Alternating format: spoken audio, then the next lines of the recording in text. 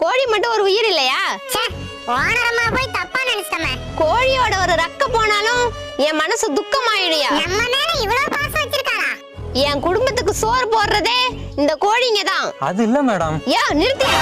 கோழிய பத்தி என்னையா தெரியும் உனக்கு? போதும் ஓனரம்மா, உன் நல்ல மனசை நாங்க புரிஞ்சுக்கிட்டோம். இதெல்லாம் கோழிங்க இல்லையா, என் பிள்ளைங்க. அம்மா எங்க மார்னிங்க தன்னாலா? மேடம் கோழியை உண்மையாவே அடிச்சு கொள்ள மாட்டோம், அடிக்கிற மாதிரி நடிக்க சொல்லுவோம், அவ்வளவுதான். நீ உண்மையாதான் அடிச்சு பாரு, அப்புறம் தெரியும் உனக்கு. மேடம் உங்க கோழி சும்மாலாம் நடிக்க வேண்டாம், அதுக்கு எவ்வளவு சம்பளமோ நான் கொடுத்துறேன். என்ன பார்த்தா பணத்துக்கு மயங்குற மாதிரி இருக்கா? ஐயோ நான் அப்படி சொல்லலங்க. ஓனரம்மா நான் நடிக்க ரெடி.